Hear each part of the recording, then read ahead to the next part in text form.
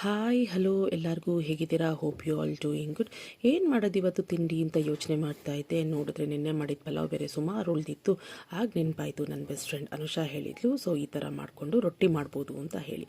So ಏನಿಲ್ಲ, left over ಪಲಾವ್ಗೆ ಒಂದು ಸ್ವಲ್ಪ ಅಕ್ಕಿ ಹಸಿಟ್ಟು ಹಾಕ್ಕೊಂಡು ಚೆನ್ನಾಗಿ ಮಿದಿಸ್ಕೊಂಡು ಅದಕ್ಕೆ ರೊಟ್ಟಿ ಮಾಡ್ತೀವಲ್ಲ ಅದೇ ಥರ ಚೆನ್ನಾಗಿ ಮಿಕ್ಸ್ ಮಾಡಿಕೊಂಡು ರೊಟ್ಟಿ ಮಾಡಿದ್ರೆ ಪಲಾವ್ ರೊಟ್ಟಿ ರೆಡಿಯಾಗುತ್ತೆ. ಸೊ ಇದರಲ್ಲೇ ಉಪ್ಪು ಖಾರ ಎಲ್ಲ ಥರ ಮಸಾಲೆ ಇರೋದ್ರಿಂದ ನಾವೇನು ಆ್ಯಡ್ ಮಾಡೋ ಅವಶ್ಯಕತೆ ಇರೋಲ್ಲ.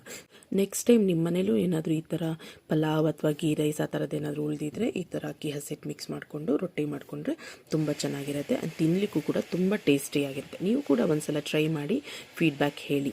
ಸೊ ಇದ್ರ ಜೊತೆಗೆ ನಾನು ಇವತ್ತು ಕಡಲೆಕಾಯಿ ಚಟ್ನಿ ಮಾಡಿದ್ದೆ. ಸೊ ಇದನ್ನು ಮಾಡಲಿಕ್ಕೆ ಕಡಲೆ ಬೀಜ, ಹಸಿರು ಮೆಣಸಿನ್ಕಾಯಿ, ಕಾಯಿ, ಬೆಳ್ಳುಳ್ಳಿ, ಕೊತ್ತಂಬರಿ ಸೊಪ್ಪು ಮತ್ತು ಹುಣಸೆಹಣ್ಣು, ಉಪ್ಪು. ಸೊ ಇದಕ್ಕೆ ಸ್ವಲ್ಪ ಶುಂಠಿ ಹಾಕ್ಕೊಂಡ್ರು ಚೆನ್ನಾಗಿರುತ್ತೆ. ನಾನು ಇವತ್ತು ಆ್ಯಡ್ ಮಾಡಿಲ್ಲ.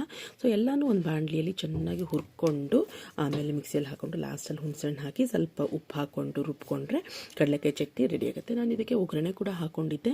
ಸೊ ಒಗ್ಗರಣೆಗೆ ಒಂದು ಸ್ವಲ್ಪ ಎಣ್ಣೆ ಹಾಕಿ ಅದಕ್ಕೆ ಸಾಸಿವೆ, ಕರ್ಬೇವಿನ ಸೊಪ್ಪು, ಕಡಲೆಬೇಳೆ, ಉದ್ದಿನಬೇಳೆ ಎಲ್ಲನೂ ಸ್ವಲ್ಪ ಚೆನ್ನಾಗಿ ರೋಸ್ಟ್ ಆಗೋ ಥರ ಫ್ರೈ ಮಾಡಿ ಲಾಸ್ಟಲ್ಲಿ ರುಬ್ಕೊಂಡಿರೋಂಥ ಚಟ್ನಿಗೆ ಆ್ಯಡ್ ಮಾಡ್ಕೊಂಡಿದ್ದೀನಿ. ಸೊ ನನ್ನ ವೀಡಿಯೋಸ್ನ ಯಾರಾದರೂ ಫಸ್ಟ್ ಟೈಮ್ ನೋಡ್ತಾ ಇದ್ದರೆ ನನ್ನ ಚಾನಲ್ನ ಸಬ್ಸ್ಕ್ರೈಬ್ ಮಾಡೋದನ್ನ ಮರಿಬೇಡಿ. ಇವತ್ತು ಸ್ಪೆಷಲ್ ಪಲಾವ್ ರೊಟ್ಟಿ ಜೊತೆಗೆ ಕಡಲೆಕಾಯಿ ಚಟ್ನಿ ಆ್ಯಂಡ್ ಖಾರ ಚಟ್ನಿ ಮಾಡೋದನ್ನ ಹೇಗೆ ಅಂತ ಅಂದ್ಬಿಟ್ಟು ನಾನು ಲಾಸ್ಟ್ ವೀಡಿಯೋದಲ್ಲಿ ಹಾಕಿದ್ದೀನಿ, ಪ್ಲೀಸ್ ಚೆಕ್ ಮಾಡಿ. ಆ್ಯಂಡ್ ನೀವು ಕೂಡ ಒಂದ್ಸಲ ಟ್ರೈ ಮಾಡಿ ಹೇಗೆ ಬಂತು ಅಂತ ಫೀಡ್ಬ್ಯಾಕ್ ಹೇಳಿ. ನಾನು ಮಾಡ್ತಾರೋ ವೀಡಿಯೋಸ್ ನಿಮಗೆ ಇಷ್ಟ ಆಗಿದ್ರೆ ಲೈಕ್ ಮಾಡಿ, ಕಮೆಂಟ್ ಮಾಡಿ ಆ್ಯಂಡ್ ಶೇರ್ ಮಾಡಿ. And once again thanks to my friend Anusha. Thank you. See in the next video.